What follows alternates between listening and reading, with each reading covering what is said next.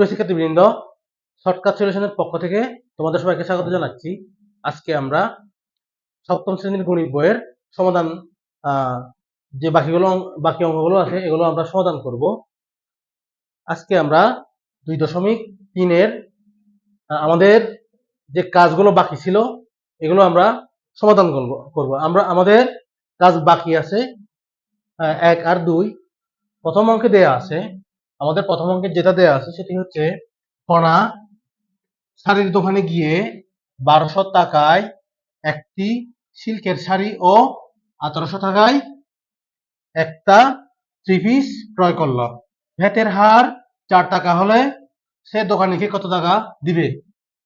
তাহলে সে একটা মানে শাড়ির দোকানে গেছে, কাপড়ের দোকানে গিয়ে সে কি করছে, একটা শাড়ি 1200 টাকায় এবং একটা সিল্কের শাড়ি 1800 টাকায় ক্রয় করে।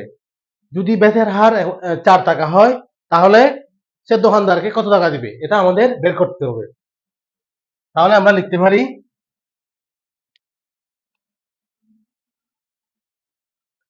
এক, যেহেতু আমরা এটা সমাধান করতেছি তাহলে আমরা লিখবো 1। তাহলে আমরা লিখতে পারি কি, শাড়ির দাম কত?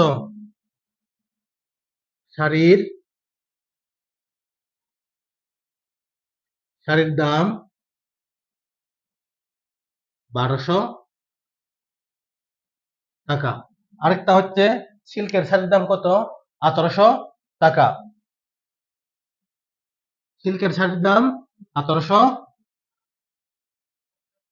সিল্কের শাড়ির দাম কত? 1800 টাকা। তাহলে আমরা এখানে সিল্কের শাড়ির দাম কত? 1800 টাকা। এখন আমাদের কি করতে হবে, এটা মোট কত টাকা হবে, মানে মোট কত টাকা আসবে এই দুটো শাড়ির দাম, সেটা আমরা বের করব। তাহলে আমরা লিখতে পারি মোট দাম যোগ করলে কত হয়? যোগ করলে হয় 3000 টাকা। তাহলে তার মোট কত টাকা লাগবে? 3000 টাকা লাগবে। এখন আবার তাকে শতকরা 4 টাকা ভ্যাট দিতে হবে। যদি 4 টাকা ভ্যাট দেয় তাহলে আমরা কত টাকা পাবো সেটা এখন নির্ণয় করব। তাহলে 100 টাকায় ভ্যাট কত? 100 টাকায় ভ্যাট 4 টাকা। যেহেতু এখানে ভ্যাটের হার বলছে, ভ্যাটের হার কত? 4 টাকা বলছে, তাই আমরা কি লিখতে পারি, 100 টাকায় তার ভ্যাট দিতে হয় কত টাকা?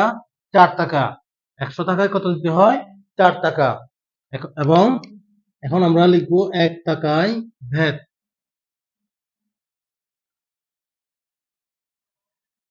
এরপরে আমরা লিখবো কত, তার মোট দাম কত আসছিল? দুইটা শাড়ির দাম কত? 3000 টাকা। যদি 100 টাকায় 4 টাকা ভ্যাট দিতে হয় তাহলে 3000 টাকায় কত টাকা ভ্যাট দিবে?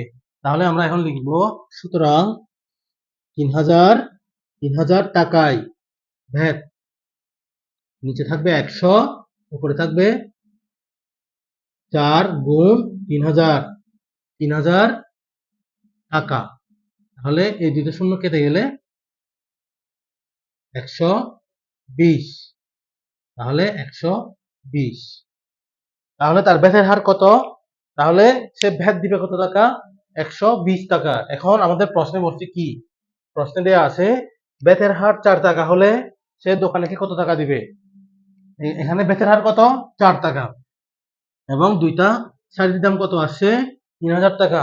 এই 3000 আর যদি আমরা ভ্যাটের হার 120 টাকা যোগ করি তাহলে সে টোটাল মানে টোটাল যে টাকাটা আসবে সেই টাকাগুলো দোকানিকে দিবে, মানে দোকানদারকে দিবে। সুতরাং আমরা লিখতে পারি সে দোকানিকে দিবে কত? 3000 টাকা হচ্ছে শাড়ির দাম, 3000 টাকা হচ্ছে শাড়ির দাম। 3000 যোগ, আর তার ভ্যাট কত আসছে? ভ্যাট আসছে কত? 120 টাকা। 120 টাকা যোগ করলে কত? 3120 টাকা। তাহলে সে দোকানদারকে কত টাকা দিবে? দোকানদারকে দিবে হচ্ছে 3120 টাকা।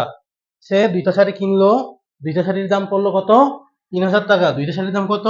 ৩,০০০ টাকা। এবং এই ৩,০০০ টাকার যদি সে শতকরা 4 টাকা হারে ভ্যাট দেয়, তাহলে ৩,০০০ টাকার ভ্যাট আছে কত? ১২০। কত আছে? ১২০। তাহলে সে ৩,০০০ এবং ১২০ দুটা যোগ করে কত টাকা দিবে দোকানদারকে? ৩,১২০ টাকা দিবে। তাহলে আমাদের ১ নম্বর কাজের ১ নম্বরের প্রশ্নের সমাধান হবে কত? উত্তর হবে ১২০ টাকা। এরপরে আমরা ২ নম্বর অঙ্কে চলে যাব। আমাদের ২ নম্বর অঙ্কে দেয়া আছে ইশরাক মণিহারি দোকানে গিয়ে ১ ডজন পেন্সিল ক্রয় করে। কয়টি পেন্সিল ক্রয় করে? ১ ডজন পেন্সিল ক্রয় করে এবং সে দোকানিকে ২৫০ টাকা দেয়। ২৫০ টাকা দেয়। ব্যাটের হার যদি ৪ টাকা হয়, কত বলছে? এই যে ৪ টাকা হয়, তাহলে প্রতিটি পেন্সিলের দাম কত? আমাদের প্রতিটি পেন্সিলের দাম বের করতে হবে। তাহলে আমরা লিখতে পারি, আমরা একবারে সরাসরি ডাইরেক্ট করতে পারি, অথবা আমরা ভেঙে ভেঙেও করতে পারি। আমরা যদি এভাবে লিখি তাহলে আমাদের প্রথমে লিখতে হবে কি, আমরা যদি একবারে করি তাহলে ২৫০ টাকা দেয়। এখানে কোনো ক্যালকুলেশন করতে হবে না, এখানে অন্য কোনো ক্যালকুলেশন করতে হবে না, শুধু আমরা ব্যাটের হার আমরা লিখবো কি, পেন্সিলের ১ ডজন পেন্সিলের দাম প্রথমে লিখবো। আমাদের কি দেওয়া আছে? দেওয়া আছে হচ্ছে ১ ডজন পেন্সিলের দাম। তাহলে আমরা লিখতে পারি ১ ডজন পেন্সিলের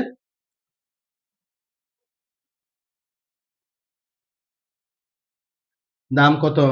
২৫০ টাকা, যেটা আমাদের প্রশ্নে দেয়া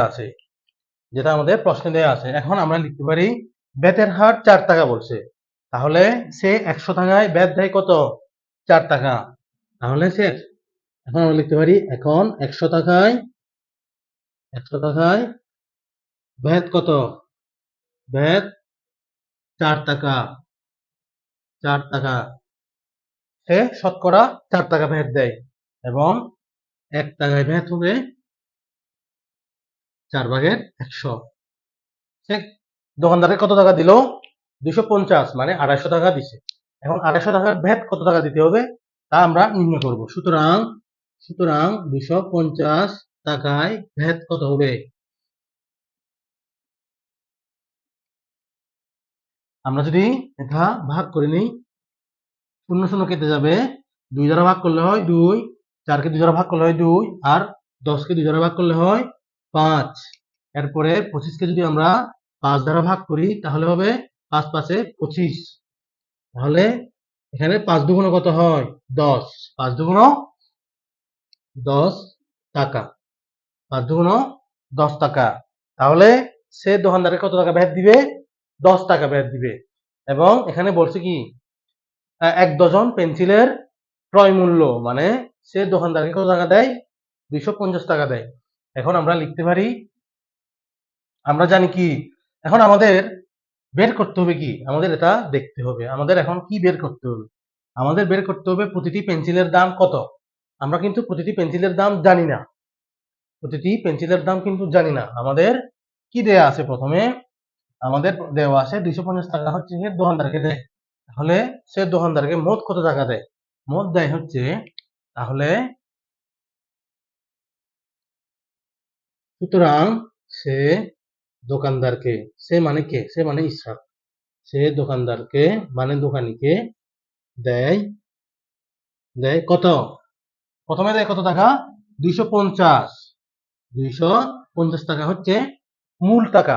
এখন এই ২৫০ টাকার আবার ৪% ভ্যাট কত আসছে? ৪% ভ্যাট আসছে হচ্ছে ১০ টাকা। এই যে ১০ টাকা, এই ১০ টাকা সমান কত? যোগ করলে হয় ২৬০ টাকা। তাহলে ইশরাকের ১ ডজন পেন্সিলের দাম কত টাকা পড়তেছে? ২৬০ টাকা। ২৬০ টাকা। এখন আমরা বের করব কি, ১ ডজন বা ১২টি পেন্সিলের ১ ডজন মানে ১২টি। ১ ডজন মানে কয়টি? ১২টি পেন্সিলের দাম কত? দাম হচ্ছে 260 টাকা।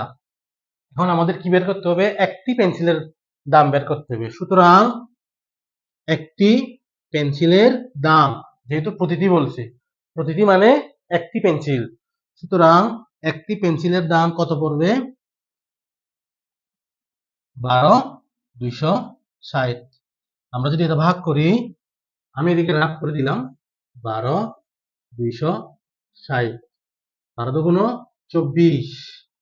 এখন এটা যদি সরি 12 দুগুণ 24 বিয়োগ করলে হয়, এরপরে আসবে কি 12 একে 12, 12 একে 12, 8। তাহলে আমরা লিখতে পারি কত টাকা? 21 সমস্ত 12 ভাগের 8 টাকা। 21 সমস্ত 12 ভাগের 8 টাকা। তাহলে আমরা লিখতে পারি কি? 21 সমস্ত 8 ভাগের 12 টাকা। 8 ভাগের 12 টাকা। তাহলে একটি পেন্সিলের দাম পড়বে কত? 21 সমস্ত 8 ভাগের 12 টাকা। এটাই হচ্ছে আমাদের উত্তর। এটা হবে আমাদের উত্তর। তাহলে সুপ্রিয় শিক্ষার্থীবৃন্দ, আজকে আমরা 2.3 এর কাজের 1 এবং 2 নম্বর প্রশ্নের সমাধান করলাম। পরবর্তী ক্লাসে আমরা অনুশীলনী 2.2 এর এই অঙ্কগুলো সমাধান করব। সবাইকে ধন্যবাদ।